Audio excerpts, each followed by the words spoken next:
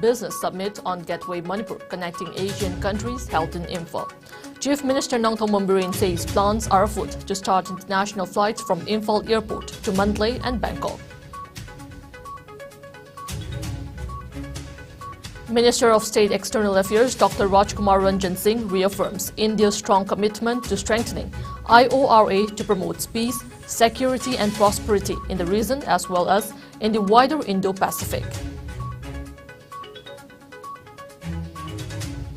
And in Nagaland, Konyak leaders meet NSC and IM and NPGs over separate state demand.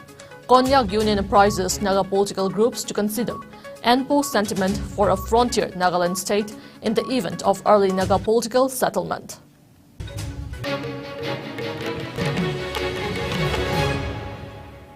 Hello, you're watching IS Primetime English News. Before we begin, IS News would like to remind our viewers to practice physical distancing and hygiene, wear masks, protect yourself, and get vaccinated to ward off COVID-19. I'm JESSIA OINAM, giving you the news in detail. A one-day international business summit, Gateway Manipur, connecting Asian countries, was held at Sangai Hall in Imphal Hotel today. Speaking at the event, Chief Minister Nongthong Bomberin said the Northeast connects India to one of the most economically dynamic and politically significant geographies of the world. He asserted that as the global power exists, shift to the Indo-Pacific, developing a secure and prosperous northeastern region as a convergence of India's Act East policy and neighborhood first policy will be a vital pillar towards realizing a common vision of a free and open Indo-Pacific. He added that towards realizing this vision, improved connectivity will be critical to unlock the full potential and business opportunities in the region. Stating that Manipur is a land gateway to Asia and beyond for India, Chief Minister Bomberin said that better connectivity will have a positive impact on sectors like tourism, logistics, services sector, healthcare, education, IT and IT-enabled services towards ensuring inclusive and sustainable growth. He mentioned that air travel in Manipur is very important, being a landlocked state, and claimed that air connectivity in the state has improved significantly. And Bomberin also said under the UDAN scheme of Government of India, there are plans to start international flights from Imphal Airport to Mandalay and Bangkok. He informed that helicopter services were also introduced in Manipur to provide air connectivity to the remotest part in the state. He assured that the state government is making an all-out effort to strengthen road connectivity infrastructure and pointed out that improvement of National Highway to Moreh is nearing completion and integrated checkpost at Moreh is now functional and security infrastructure along the border is being augmented. And Bomberin also said rail network has reached Manipur and it would soon be connecting the capital city of Imphal to the nation's rail network. Speaking about the state's tourism sector, the Chief Minister said Manipur has huge tourism potential with numerous unique attractions and blessed with rich natural, historical and cultural heritage. He said Manipuri dance is one of the classical dances of India and mentioned that Sankirtana, ritual singing, drumming and dancing of Manipur was inscribed on the representative list of the UNESCO Intangible Cultural Heritage of Humanity. He further said Manipur is proud of its sporting culture as it has produced numerous sportspersons including 19 Olympians. He also mentioned that an Olympian park is being constructed to honor the state Olympians. Manipur Shanghai Festival is being held after a gap of 2 years due to the pandemic. I hope you all will get to experience the rich cultural heritage of Manipur during the festival and take back lasting memories. The Northeast connect India to one of the most economically dynamic and politically significant geographies of the world.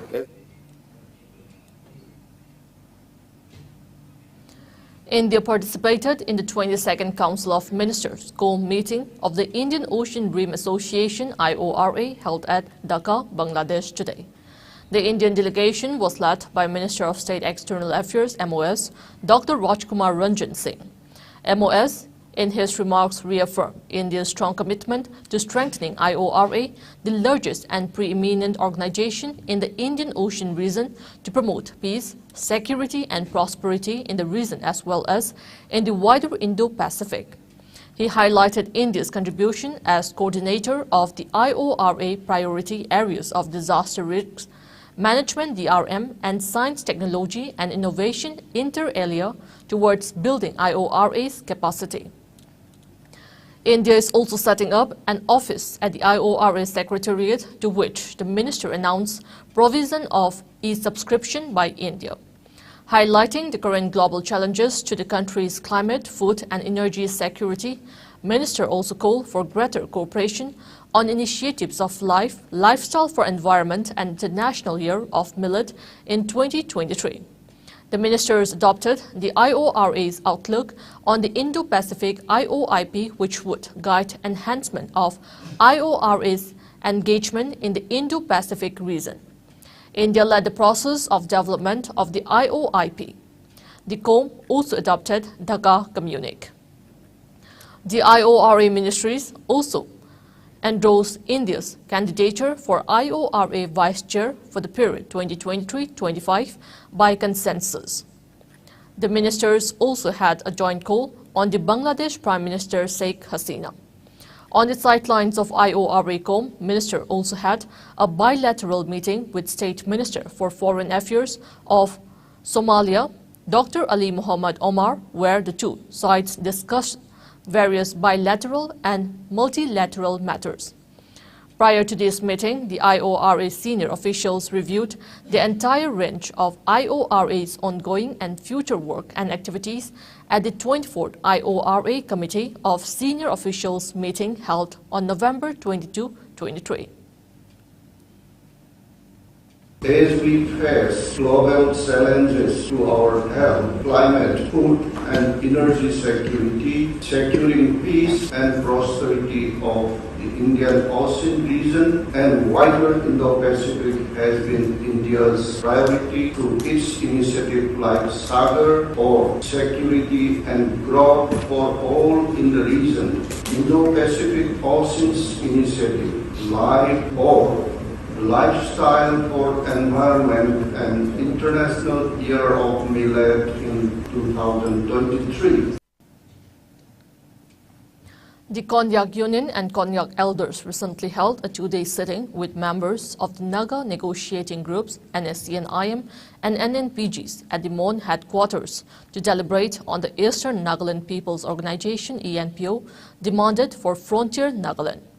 An official update from the Konyak Union KU through its president, Tintok Konyak, and General Secretary Manpang K. Wangyan informed that the meeting with the leaders of various Naga political groups along with regional authorities was held on November 17, 18, according to a media report. The House, it said, seriously deliberated and understood that Frontier Nagaland state demand, as it is an aspiration of the NPO area for a separate statehood to fulfill economic and administrative demands of its region, and that it should not be misconstrued or misinterpreted. The KU also apprised the Naga political groups to consider NPO sentiment for a Frontier Nagaland state in the event of early Naga political settlement. The House understood that both the issues at hand are for a just cause, it said. During the meeting, Konyak leaders from the negotiating parties of NSCN-IM and NNPGs also informed the gathering about the current status of the Indo-Naga political talks vis-a-vis Naga solution. The House deliberated at length on the issue of Naga solution and the possible implication it may have on the Konyak Naga tribe and the Nagas at large. The meeting reaffirmed Naga unity as a matter of utmost importance for all Nagas sans existing geopolitical demarcations and to support wholeheartedly an early Naga political solution. The meeting also reaffirmed December 18, 2007, Twin Sang resolution to maintain peace and unity in the Anpo area in particular and in Old Naga inhabited areas in general.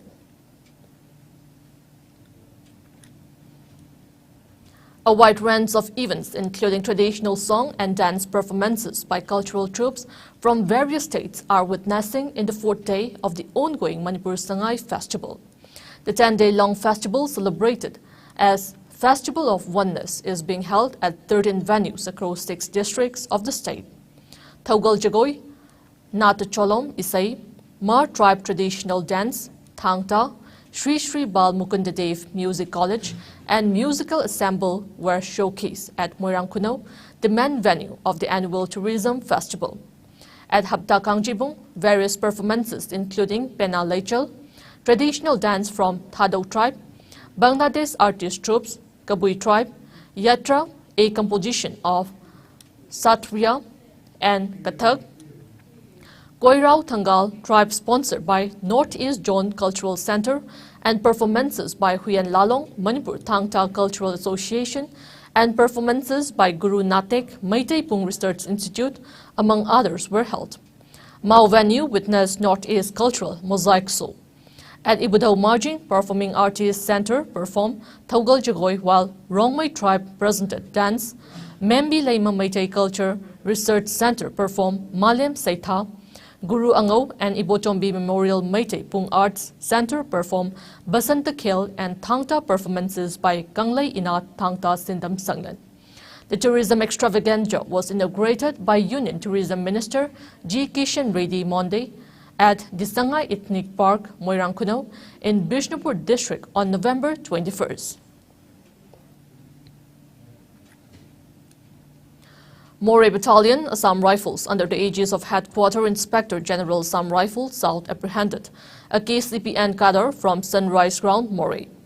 Based on specific input, a joint operation was launched with Manipur Police Commando, and a suspected individual was intercepted at Sunrise Ground, Moray. On-spot interrogation by the joint team, it was revealed that the apprehended individual was a KCPN cadre who was moving from insurgents camp, Hisin, Tamil, Myanmar, and trying to infiltrate into Moray town. The apprehended cadre was handed over to Moray Police Station for further investigation.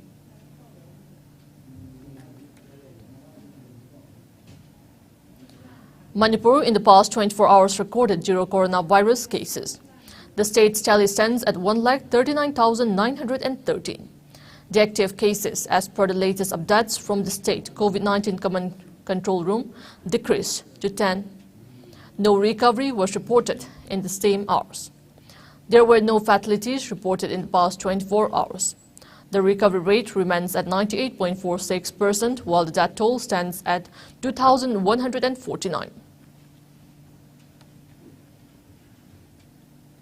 COVID-19 cases in India witnessed a marked decline, with the country reporting 408 fresh infections in the past 24 hours. Taking the total tally of COVID-19 cases to 4,46,70,483, while the number of active cases of the infection has dipped to 5,881.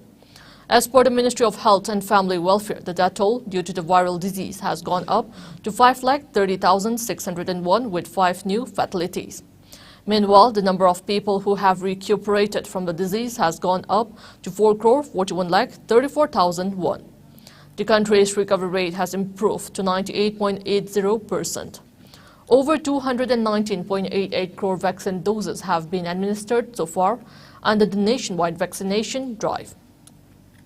Top 3 states contributing maximum number of COVID-19 cases to India's tally are Maharashtra, Kerala, and Karnataka. Meanwhile, in the Northeast India, Assam has the highest number of active cases, followed by Mizoram and Meghalaya. COVID-19 has infected over 64 crore 45 lakh, while more than 66 lakh 31,000 have succumbed to the dreaded coronavirus, and recoveries are above 62 crore 34 lakh. Globally, USA has the highest COVID-19 cases, followed by India and France. Assam Manipuri Muslim Merapai Biluk condoled the untimely demise of former Meitei Pangal social activist Sitara Begum, who passed away on November 22nd. A condolence ceremony was held at Sitara Begum's birthplace, Khedri Chandam, Laikai today. Advisor, All Assam Manipuri Muslim Mirapai Bilu, K. Anita. Advisor, K. Upen Singh. President, Jubaida Begum. Advisor, Khamnusana. Social activist, B.M. Yaima Shah. Andrew O.C. Riyad Shah, and several others took part in the ceremony. Attendees shared grief of the bereaved family and also observed a 2-minute silence as a mark of respect to the departed soul.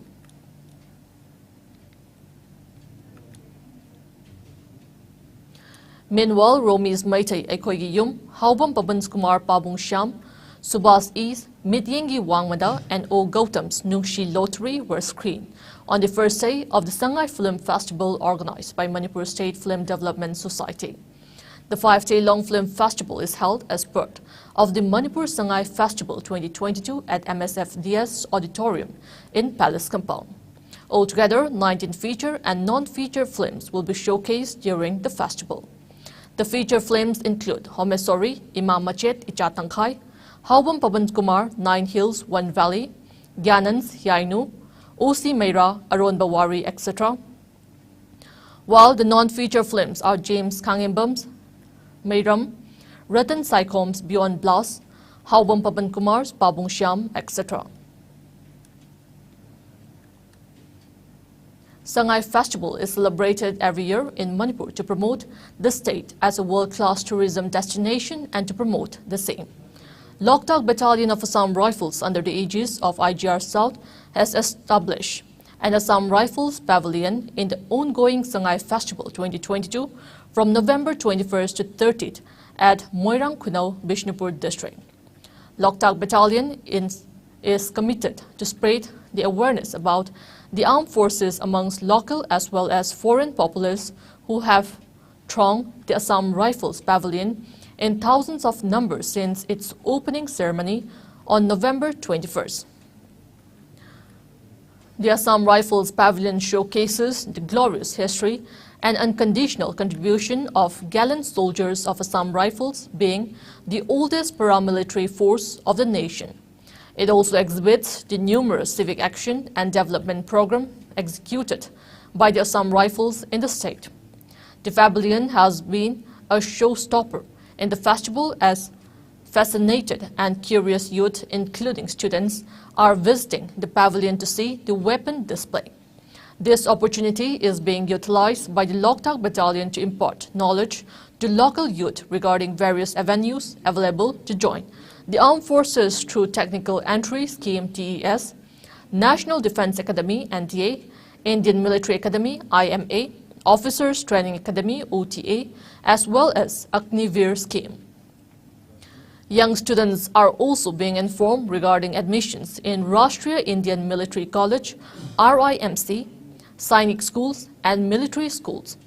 The Assam Rifles Pavilion has been visited by many militaries as well as civil dignitaries, witnessing exuberant footfall of more than 600 plus daily.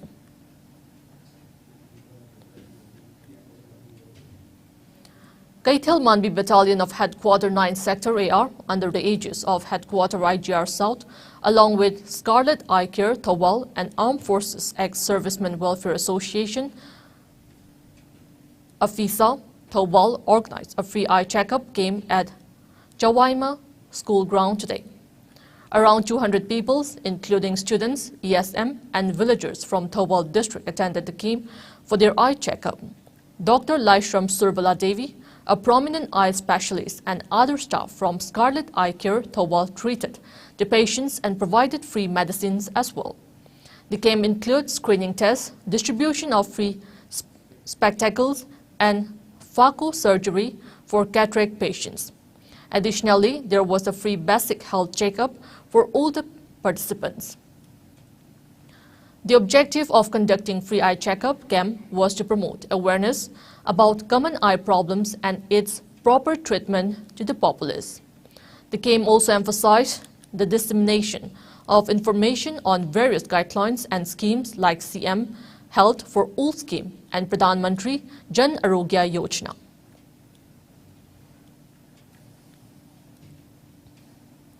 2 Manipuri films will be showcased at the ongoing 53rd edition of IFFI, the International Film Festival of India, at Dr. Shyama Prasad Mukherjee Indoor Stadium, Talegaon in Goa.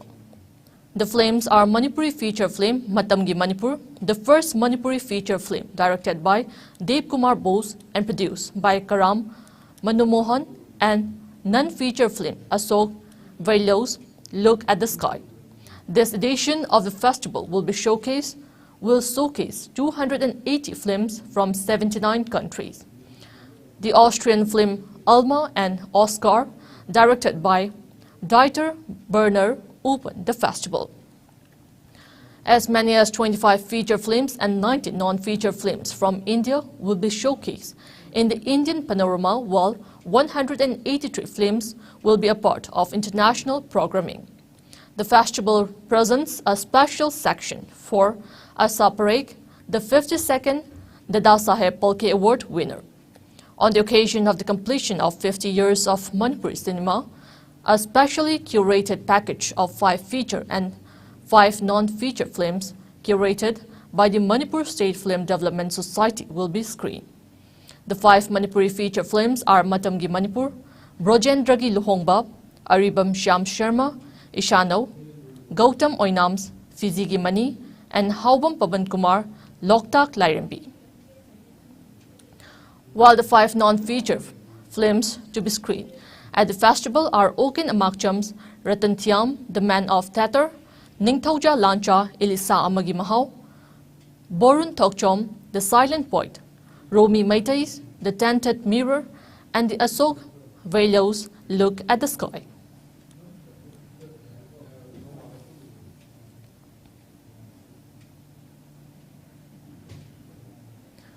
Meanwhile, participating in the Posh Film Bazaar at the ongoing International Film Festival of India, IFFI Manipur State Film Development Society MSFDS Secretary Sanju Bajajpatimayum urged film producers attending the Producers Lab to make Manipur their next filming location. State representatives of Bihar, Pondicherry, and Manipur were given a platform to interact with 26 film producers of India and Bangladesh and convince them to come to their respective states to shoot their films and avail attractive incentives. While the representatives of Bihar informed the producers that Bihar is rolling out the country's most comprehensive film policy along with attractive incentives to the tune of 3.5 crore rupees if producers chose to shoot their films in Bihar. The representative of Tourism Board of Pondicherry said the union territory that has white sandy beaches and French architect is yet to formulate a film policy of its own. It nevertheless offers sponsorship to filmmakers shooting their films in the union territory. Luring producers to make Manipur their film destination, MSFDS Secretary told producers that the state has a film policy which mentions of offering incentives to producers who shoot their film in the state of Manipur. The exact amount and conditions of the incentives is in the process of formulation. The Secretary informed the producers that the state, as of now, does not charge any location fee to shoot in Manipur, and MSFDS is the single window for processing all film-related permissions for the state of Manipur to be cleared in 10 days. A delegation of Meghalaya Cabinet, led by Chief Minister Conrad Sangma, is understood to have met Union Home Minister Amit Saha in the national capital to apprise him about the recent firing incident along the border with Assam, which left 6 people dead. The delegation is also understood to have demanded for an investigation led by either the Central Bureau of Investigation (CBI) or the National Investigation Agency (NIA). On Tuesday, 6 people were killed and several others injured during an alleged clash between villagers and a contingent comprising police and forest guard from Assam on Tuesday afternoon. The alleged clash took place in the area bordering the West Karbi Anglong district of Assam and Mukro village in Meghalaya's West Jantia Hills. Among those killed was a forest guard from Assam. Soon after the incident, Meghalaya suspended mobile internet services in 7 districts of the state for 48 hours.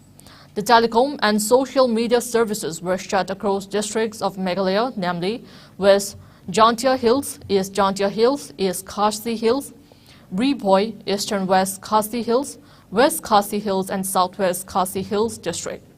On Wednesday, Meghalaya Chief Minister Conrad Sangma said the probe into the firing incident should be carried out by a central agency. Sangma also visited Mukro village and met the family members of the victims of the firing that took place along the Assam-Meghalaya border. Further on, being asked whether this incident will derail the ongoing talks regarding the pending inter-state border dispute resolution, Sharma reiterated that it has nothing to do with border issues.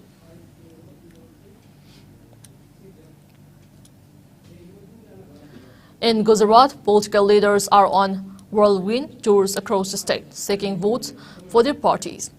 On the second consecutive day, Prime Minister and senior BJP leader Narendra Modi are leading the party's poll campaign. Addressing a rally at Palanpur in Banaskantha district today, Modi said the upcoming assembly elections will decide the future of Gujarat in the next 25 years. He said only the government which is dedicated to the society and is committed to development can achieve goals and fulfill people's aspirations. He appealed to the people to set new records by voting in large numbers. Modi said the BJP government is focusing on tourism, environment, cattle rearing, water and nutrition to develop Banaskantha region.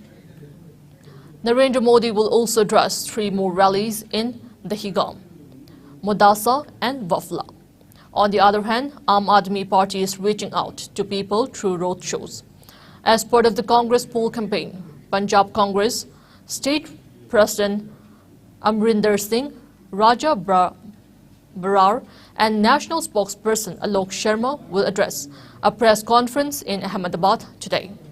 All the political parties are trying their best to woo young voters. A total of 788 candidates are in fray for the first phase of assembly polls, which will be held on 1st December, while 833 candidates will contest in the second phase, which will be held on 5th of December. Counting of both phases will be held on 8th December. Now it's time for a short commercial break. We will be back with latest news and updates. Keep watching IS News. Pujarakle, Pujarakle, Pujarakle. Mahindra Company Amadi, Holland Country ki IZ Company ga punna, tissue culture tokjaraga puthokpa, aluchara, asengba aluchara. Aluchara amana alu kg ama henba, pothok leiraba, aluchara Pujarakle. Sahi tere chuk namiyam ki seva tauduna laklaba, Machelba Agro, Mahindra Tractor, Malum Bajarda, ngasi mangleng thokpiraklo, adong gi darkar oiba aluchara lobi horo. Thabi horo, thabi horo, thabi horo.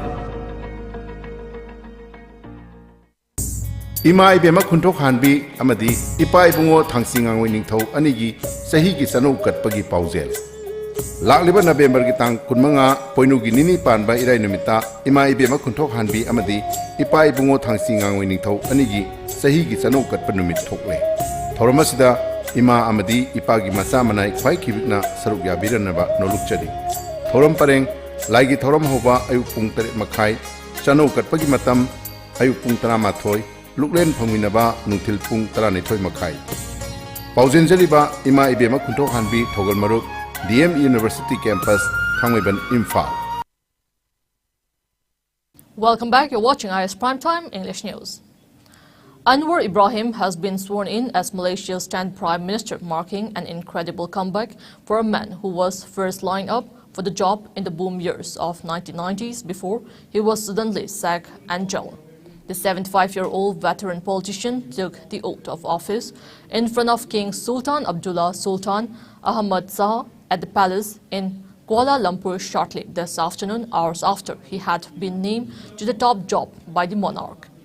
King Sultan Abdullah had taken control of the process of forming a new government after Anwar's Pakatan Harapan PH coalition won the most seats in the weekend's election, but not the 112-seat parliamentary majority necessary to form a government.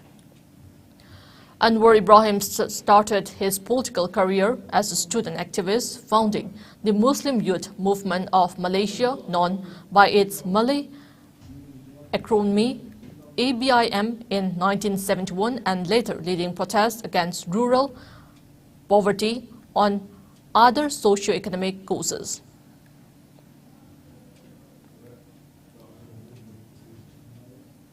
Bangladesh government has announced a major reshuffle of the jail administration following the daring escape of 2 militants when they were being taken to the court by the police on Sunday. 3 Deputy Inspector Generals, DIGs, and 2 senior jail superintendents have been transferred as per the notification issued by the Home Ministry of Bangladesh. Immediately after the incident, 5 policemen were suspended and cases against 20 persons lodged in connection with the case. Police announced a reward of 10 lakh rupees for any information on the escape. Militants alarmed by the daring escape of the 2 militants on the death row convicted for the 2015 murder of the publisher Faisal Arifin Dipan. The government has provided helmets and bulletproof jackets to the court police. The 2 death row convicts were snatched from the police custody in Dhaka on Sunday after spraying some substance on the face of the policeman. Both were members of the banned militant group Ansar al-Islam. The fugitive militants have not yet been arrested. Now we have the sports news.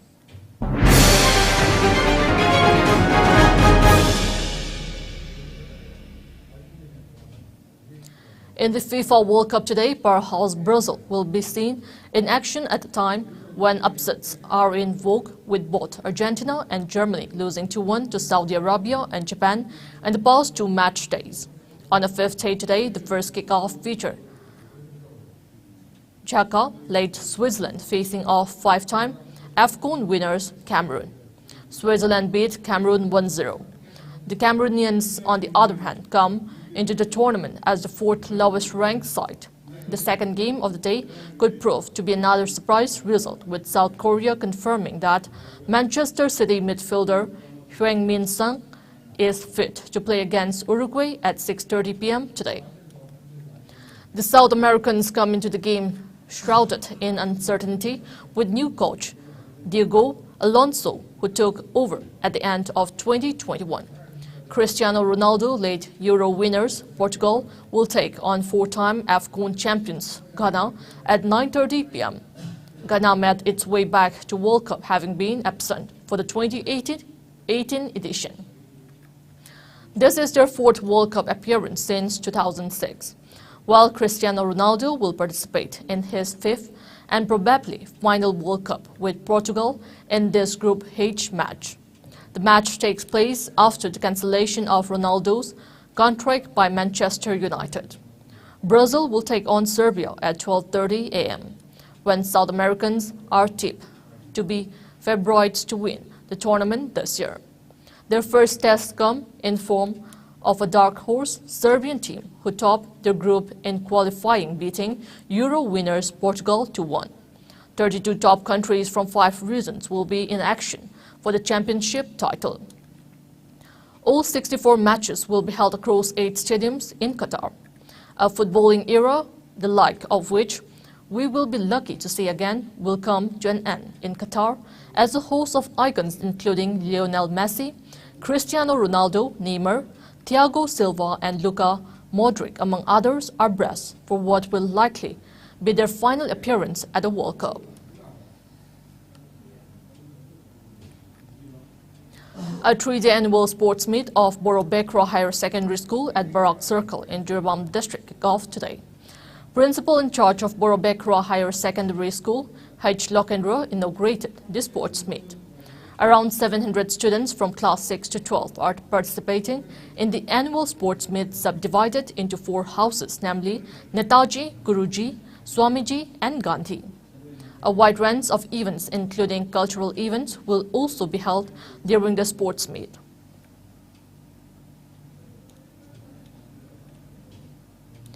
President Draupadi Murmu will give away the Tenzing Norway National Adventure Awards for the year 2021. The award will be presented at the Rashtrapati Bhavan on November 30th.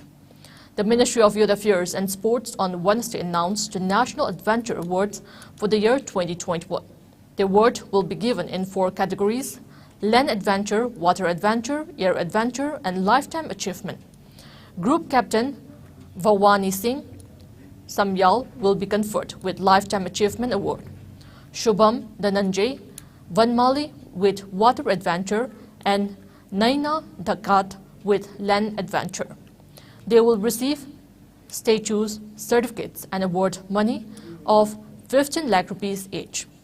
Tanjing, Norway, National Adventure Awards are given every year to recognize the achievements of persons in the fields of adventure, to encourage young people to develop the spirit of endurance, risk-taking, and to provide incentive to the young people for getting exposed to adventure activities. Before we end, let's take a look at headlines once again.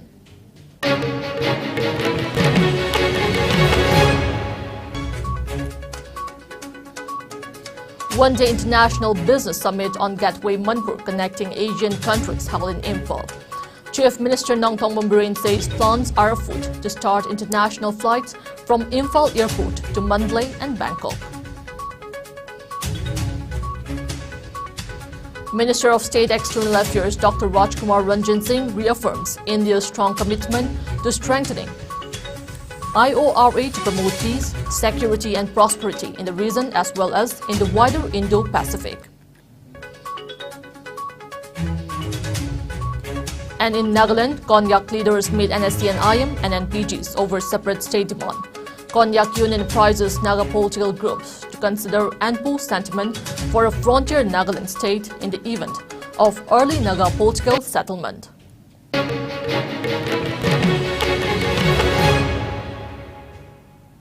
That's all we have in this bulletin. Coming up next, we have IS Primetime Manipur News at 9 p.m. Till then, good night.